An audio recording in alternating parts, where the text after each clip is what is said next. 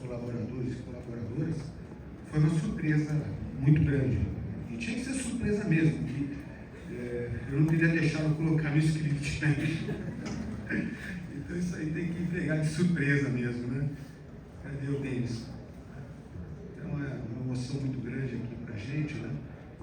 E agradeço muito a gentileza de vocês.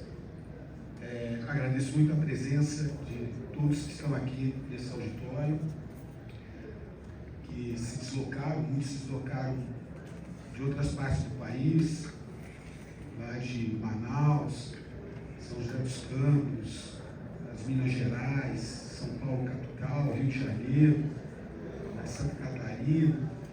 Então, eu agradeço no Paraná, eu agradeço a presença de cada um de vocês. Tá? Isso mostra a grandeza da Imbel. A estrela da festa hoje é a Imbel. Eu acho que o vídeo institucional e depois essa explicação melhor sobre a nova planta de carregamento destacam a empresa que o Estado brasileiro e a sociedade brasileira possuem. Uma empresa pública de direito privado, estratégica de defesa, extremamente estratégica de defesa. A Imbel tem 48 produtos estratégicos de defesa. Quantas empresas no Brasil hoje têm 48 produtos registrados como estratégia de defesa? As senhoras e os senhores puderam ver ali brevemente no salão, ali uma palhinha, né, do que a gente tem feito de inovação. A Imbel é uma ICT atuante, que consegue financiamento na FINEP, consegue excelentes parceiros para a PDI. Né? A Imbel é uma empresa hoje exportando para 12 países. Há 4 anos atrás, a gente estava fora do mercado de exportação. Né? E a gente voltou a participar das grandes feiras internacionais e rapidamente conquistamos a confiança de 12 países. Estados Unidos, Canadá, Reino Unido, Espanha, Itália, tá? Chile, Singapura, né? Não vou citar todos. E já estamos abrindo também na África. Tá? Então a ideia é que em breve estaremos nos 5 continentes. E também fomos buscar parceiros para importações estratégicas, né? Que a gente possa acelerar nosso processo produtivo, nosso lead time, né? Mas o nosso foco realmente é partir para 100% de processos nacionalizados, em todos os componentes produzidos no Brasil. Com isso, a gente tem se relacionado com 1.282 fornecedores e parceiros. Olha o tamanho desse ecossistema. E a gente maneja esse ecossistema em São Paulo, Minas, Rio, Paraná, Santa Catarina, Manaus. Olha a diversidade disso tudo. Ásia, já tratando do ecossistema de fornecedores, né? E parceiros estratégicos. Nós temos aqui uma representação da União Europeia aqui em Brasília, comentava com eles, que a gente teve a oportunidade agora de estar na Eslováquia, Alemanha, França, tá? Conhecendo o melhor da indústria de defesa daqueles países. Estivemos na feira de defesa em Paris recentemente, tá? Fechando negócios. Tivemos clientes que atravessaram o Canal da Mancha vindo do Reino Unido para firmar contrato. Tá? Essa é a empresa. Tá? E eu não vou seguir aqui o que eu escrevi, vou seguir o improviso, tá? Mas isso tudo tem uma metodologia de trabalho. Tá? Nada aconteceu por acaso. Então nós chegamos na empresa agradecendo o legado que aqueles que nos antecederam nos deixaram. Eu agradeço aqui a presença dos nossos ex-presidentes, ex-diretores, tá? O trabalho dos senhores em momentos muito difíceis, permitiu que a gente recebesse essa empresa em maio de 2022. Se os senhores não tivessem vencido os obstáculos que venceram, e muitos dos senhores venceram obstáculos mais difíceis do que os meus e o deles, tá? Faço uma especial referência ao general Moraes, ali na ponta, né? Não deixou a Imbel morrer lá em 2008, quando ela enfrentou a sua pior crise, que já vinha se arrastando desde a década de 90, tá? E ele conseguiu trazer a Imbel como estatal dependente. Ela era não dependente, mas era uma não dependente quebrada, pelas circunstâncias da vida, do mercado, das dificuldades que acontecem, que todas as empresas passam, não é? Mas com sabedoria, de 2008 para cá, a Imbel veio, nas mãos de cada diretoria, saneando os seus problemas. Lá em 2008, uma dívida de mais de 300 milhões de reais, impostos, FGTS, INSS. Eu agradeço muito aos nossos colaboradores e colaboradoras, porque muitos ainda são daquela época, e mesmo com dificuldade de receber salário, não desistiram da empresa. E é um capital humano brilhante que nós temos, uma experiência de chão de fábrica que você não encontra fácil, tá? Nós temos um time de jovens, um time de meia idade e um time com 35, 40 anos de empresa, que formam um conjunto de energia e conhecimento fantástico. E nessa metodologia que a gente trabalhou a partir de maio de 22, né, pegando esse legado, nós entendemos que a Imbel tinha que ser tratada como empresa. Uma dependência do orçamento da União não pode transformá-la num órgão público, sem desmerecer nenhum órgão público, mas as finalidades são diferentes. Empresa é indústria, indústria gera riqueza. Eu morei na África, Sudão do Sul e Angola, no interior, em duas regiões onde não houve a Revolução Industrial e se vivia na miséria. A Revolução Industrial, com todos os seus problemas que vem a causar, de questão ambiental, segurança, que tem que ser devidamente gerenciado, ela nos fez ser a geração mais beneficiada da humanidade. Nenhuma geração encontrou tantas facilidades para viver como a nossa geração tem hoje, de comunicações, de transporte, de energia elétrica e de manufatura. Tá? E isso vem tudo da indústria. Tudo que está nesse salão aqui é da indústria. E é apaixonante fazer parte disso. E naquele diagnóstico que nós fizemos lá em 2022, nós entendemos que tínhamos que mostrar aos nossos empregados, nossos colaboradores e colaboradores, o orgulho que a gente tem que ter de fazer parte dessa roda de prosperidade. Mas a gente tinha que reconstruir um pouquinho essa roda, dar uma ajustada melhor nela, né? E aí a gente identificou ali, dentro da metodologia de gestão de riscos, que foi o grande foco do nosso trabalho, aumentamos, como diz a minha equipe de riscos, né, a Renata, a Lisboa, aumentamos o apetite ao risco. Então não adianta fazer de conta que ele não existe, tem que ir ao encontro dele. Então, na época a gente mapeava mais ou menos 20 riscos, fomos para mais de 100. Tá? E aí a gente começa a entender onde é que a gente está metido, né? E a partir daí vimos a questão da obsolescência do parque fabril, obsolescência de produtos, perda de recursos humanos e talentos, questão de gestão ambiental, passivo ambiental, segurança do trabalho, problema da previsibilidade orçamentária, passivo judicial trabalhista para resolver, né? Um mercado nosso muito concentrado no Exército. 4 anos atrás, 90% do nosso faturamento era Exército Brasileiro. Nenhuma empresa pode estar com o seu faturamento concentrado em um cliente. Isso bota um peso muito grande nas costas do cliente. Então se jogava sempre muita responsabilidade nas costas do Exército, tá? E não é justo isso. E você Quando esse cliente tiver alguma dificuldade, a dificuldade dele é imediatamente transferida para você. Tá? Então, a partir dessa avaliação de risco, desse diagnóstico, nós criamos um plano de sustentabilidade. Tá? A gente deu um nome bonito para ele. Sustentabilidade econômica, financeira, administrativa, de produção industrial, de sustentabilidade ambiental, segurança do trabalho, redução das causas das ações trabalhistas, tá? Diversidade de mercado, redução de dependência de recursos financeiros do Estado, como reter talentos, tá?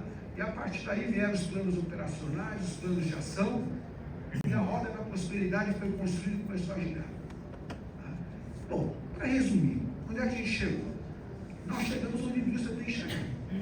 Uma modernização expressiva do Parque Fabril, um foco muito grande em inovações, inovação de processo produtivo, que é aquilo que o cliente não vê, mas é fundamental. Né? Porque a nitrocelulose, por exemplo, que somos os únicos fabricantes na América Latina, ela estava fabricando mais ou menos, produzindo mais ou menos 20% da capacidade nominal dela.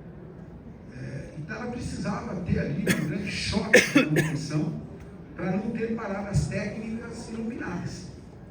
E você ter uma parada só por ano prevista, uma manutenção organizada por 15, 20 dias, encaixada no seu plano de produção e seu plano de negócio.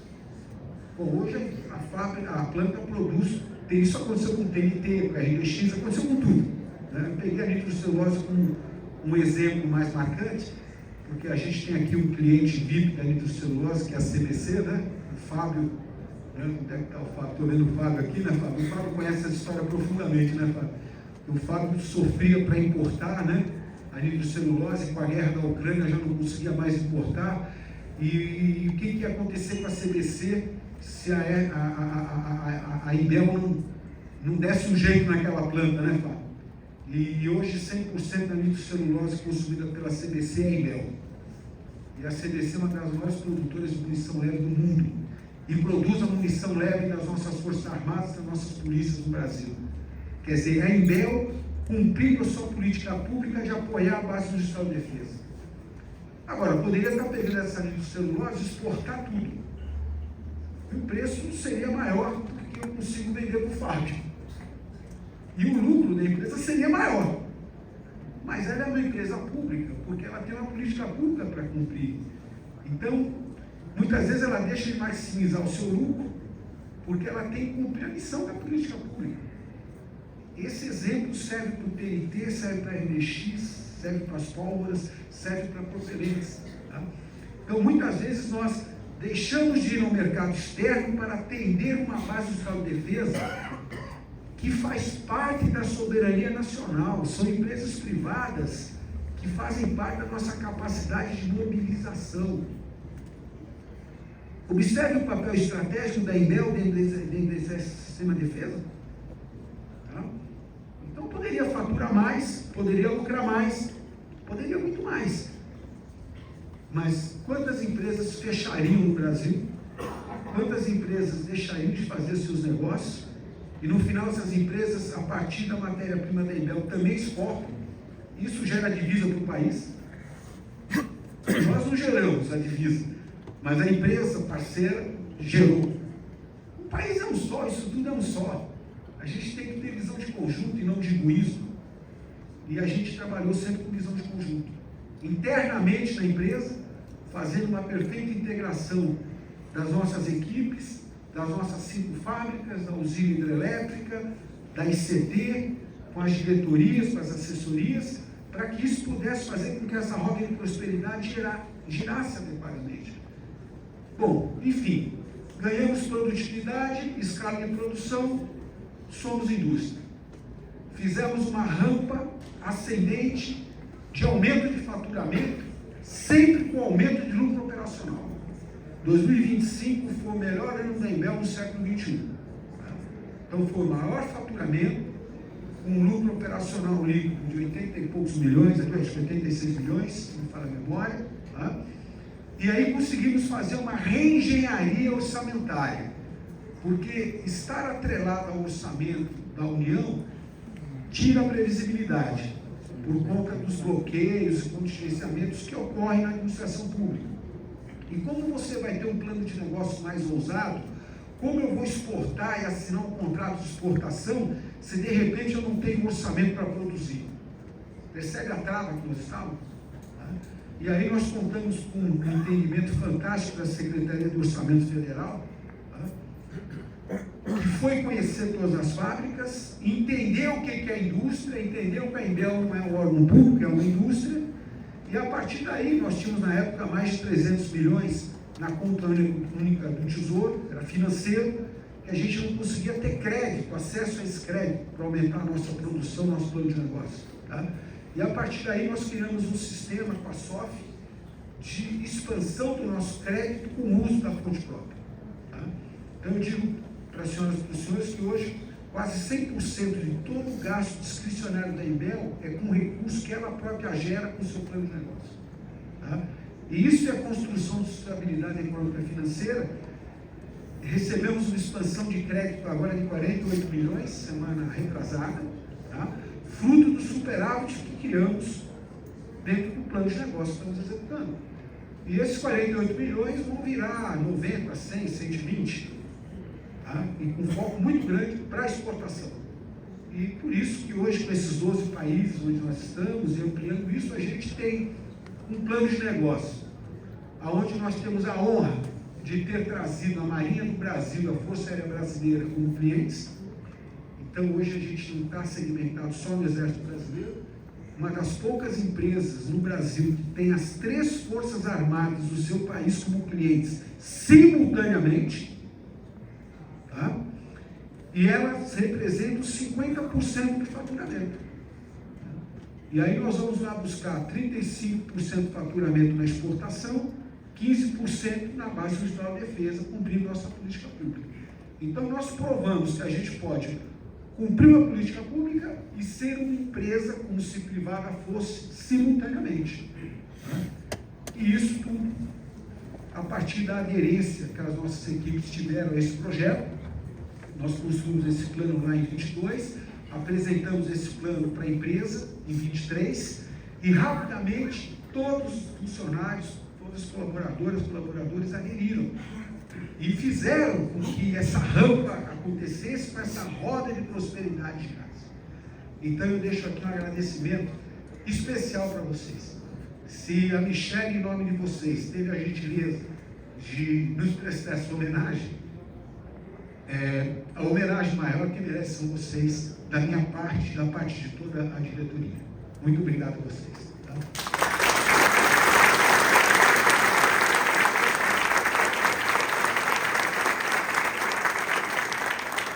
Muito obrigado a todos os clientes e parceiros que confiaram em nós. O ano passado, nós cumprimos 612 contratos. No ano passado, nós tínhamos 612 contratos, cumprimos todos no prazo. Nós não temos um problema de atraso de entrega de produto. Tá? 612 contratos cumpridos rigorosamente. Muito obrigado a todos aqueles que confiaram em nós e que continuem confiando. Tá? Muito obrigado àqueles que estabeleceram parcerias na área de PDI conosco. Tá? O Departamento de Ciência e Tecnologia do Exército, o Centro de Tecnologia do Exército, muito obrigado pela confiança e parceria. Tá? Muito obrigado ao Exército Brasileiro por seguir sendo o nosso principal comprador. Tá? Muito obrigado. Parceiro que compra o fuzil, compra o rádio, compra munição. Né? Mas nós tiramos um pouquinho das costas do Exército esse peso de tem que ser só vocês para comprar. Mas muito obrigado. Né? Muito obrigado à Força Aérea, à Marinha, por essa confiança. Agradeço aos nossos fornecedores de matéria-prima e componentes. Vocês são fundamentais para a gente, alguns estão aqui presentes. E sabe o que é gostoso? O gostoso é eu conversar com alguns fornecedores que estão aqui presentes e eu ver o sorriso deles, porque eles cresceram com a gente. Tá? Isso é que é bonito na roda da prosperidade da indústria. Quando ela gira para todo mundo. Tá? Porque aquele que nos fornece antena, bateria, o cunhete para pôr a munição, essa turma toda a gente chama antes para combinar o jogo, né? olha, vou avançar, vou crescer. O jogo é combinado, tudo planejado, né? Você quer crescer comigo? E eles quiseram crescer com a gente. Geraram mais empregos, aumentaram o seu faturamento, aumentaram o seu lucro, fizeram novos investimentos. Isso é apaixonante fazer parte disso. Por fim, agradeço aqui, fazer uns agradecimentos pessoais aqui. Começo ao ministro do Superior Tribunal Militar, General Amin, que era presidente do Conselho de Administração de 2022. Eu estava terminando meu comando no Hospital das Forças Armadas, ainda meio atordoado com a pandemia, né, Amin? E o Amin foi meu paciente. Internei o Amin lá uma noite, 11 horas da noite, quase que entubou, né? Fui lá levar o Amin lá para a UTI, lá para botar no oxigênio, né? Com o coração na mão, né? Porque cada paciente que a gente internava era o início de uma luta. E quando é um amigo, irmão, a gente está junto aí desde 1979, né? 78, tá? A responsabilidade era maior ainda, né? E eu terminando a missão no HFA, o Amin me convidou para vir para a Imbel, e eu aceitei e estou muito feliz por essa decisão. Muito obrigado. Eu fui feliz todos os dias que eu tive na Imbel. Muito obrigado. Tá? Agradeço ao ministro do Estado do Gabinete de Segurança Institucional da Presidência da República, General Amaro, meu instrutor na Academia Militar em 1984, amigo de uma vida toda, meu comandante na Escola Preparatória de Cadetes do Exército, quando me convidou para comandar o corpo de alunos, né? Então aqui dois amigos que confiaram em mim, me convidaram para trabalhar com eles no passado. Muito obrigado. Agradeço aqui não presente ao general Aquiles Furlan, general de Exército, que foi o presidente do Conselho de Administração que sucedeu o general Amin. Agradeço ao general Hertz, nosso atual presidente do Conselho de Administração, pelo apoio incondicional que tive durante todo esse período. Recebi dos 3 presidentes de conselho e agradeço aqui a cada uma das conselheiras e conselheiros que estão aqui presentes e aqueles que já deixaram o conselho, do Conselho de Administração e Conselho Fiscal. Um profundo agradecimento. Pessoas que não se conheciam e que de repente se uniram em torno de um bem maior que é a Imbel. Todos entenderam perfeitamente o que é a empresa e o papel da empresa, e com a sua inteligência, tá? Com a sua perspicácia, sempre nos orientaram, nos apoiaram, nos deram retaguarda. Agradeço muito a confiança de cada um de vocês. Tá? Eu agradeço aos membros do Alto Comando do Exército aqui presentes, tá? O general Braganha, o general Vasconcelos, o general Guedon. Muito obrigado pela presença de vocês, amigos de longos anos, né? Sempre nos apoiando, nos dando retaguarda, com a sua sabedoria, né? Muito obrigado, viu? A presença de vocês é fundamental para quem sai e para quem chega, né? E para a empresa como um todo. Agradeço a presença do general Menandro, o nosso embaixador em Israel, foi meu chefe de assuntos estratégicos do Ministério da Defesa, lá nos idos de 2014, quando eu fui promovido a general. Muito aprendi com ele sobre política externa, né? E que apliquei na Imbel, porque quando a gente vai buscar mercado externo, a gente tem que entender de política externa, tem que entender de geopolítica, né, geralmente. E o senhor foi um grande mestre para mim. Muito obrigado. Né? Agradeço aqui a presença de General Stumpf, presidente da Copex, que foi chefe de Estado-Maior do Exército quando eu cheguei, pelas orientações, pelas cobranças, querendo, me chamando ali no Estado-Maior do Exército, lá em 2022, e me dizendo, quero mais na Imbel, né? Canhaço, quero mais. E é importante isso, tem que ter aquela pessoa que vem, é o principal cliente, né? E o nosso orçamento está vinculado ao orçamento do Exército. Muito obrigado, General Stumpf.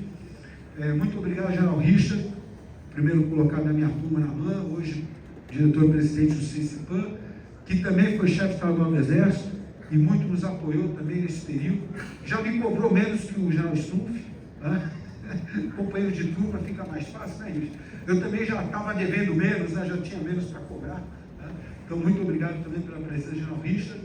Muito obrigado pela presença do nosso secretário de Produtos de Defesa, o Brigadeiro Heraldo. um parceiro antigo, na época eu era subchefe de política e estratégia do Ministério da Defesa, já como oficial general em 2019, ele estava no EMAER, né, e a gente trabalhou muito junto, uma pessoa de conciliação, de busca de consenso.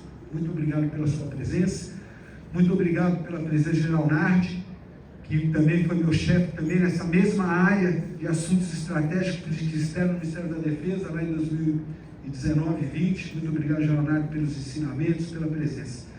Por fim, agradeço muito a minha família, aqui representada pela minha esposa, Cláudia. As filhas não puderam vir, né? A mais velha está com uma nenenzinha maravilhosa de 6 meses e a mais nova tinha que trabalhar. Muito obrigado à minha família, que sempre me apoiou integralmente. Todo esse meu amor pela Embel foi compartilhado em casa e apoiado. E graças a Deus, a gratidão a Deus por nos oferecer as oportunidades. Sou cristão católico, sempre me coloco à disposição de Deus, porque Deus dá a missão e nos capacita. Não somos nós que escolhemos a missão e nem temos a soberba de achar que estamos capacitados única e exclusivamente pelo nosso esforço. Deus nos dá o caminho, nos dá a fé, nos dá a coragem e nos sustenta nos momentos difíceis. E nos dá a sabedoria, né, de entender que qualquer poder que a gente venha executar, nós somos meros inquilinos desse poder, meros inquilinos da cadeira, somos passageiros, não temos o direito de fazer mal a ninguém a partir do cargo que ocupamos. Temos a obrigação de garantir o bem-estar e o bem das pessoas, de garantir a longevidade das empresas. Eu dizia sempre, concluindo, a nossa equipe. Nós, como pessoas humanas, sabemos que o ciclo da vida termina com a morte. Isso está carta marcada, né? Só falta saber como e quando. Agora, as empresas são pessoas físicas, também são organismos vivos. E são organismos vivos que não precisam morrer. Pensem e reflitam sobre isso. Meus colegas empresários aqui, meus colegas dirigentes de empresas, né, sabem bem o que eu estou falando. No mundo nós temos empresas centenárias, bicentenárias, né? A Embel foi criada em 1975, mas não deixa de ser bicentenária, porque a primeira fábrica é de 1808. Mudou em 1826 lá para Magé e está lá até hoje. Vivendo, sobrevivendo, já teve para ser fechada. E hoje está dando um banho de produção em todas as suas plantas. Graças a Deus que não fechou, tá? Não morreu. E a gente que administra empresas tem a obrigação de garantir a longevidade delas, porque elas podem durar para sempre, revezando as pessoas que vão fazer parte dela, fazendo bem para essas pessoas e para a sociedade como um todo, e no nosso caso, para a defesa do Brasil. Muito obrigado, contem sempre comigo.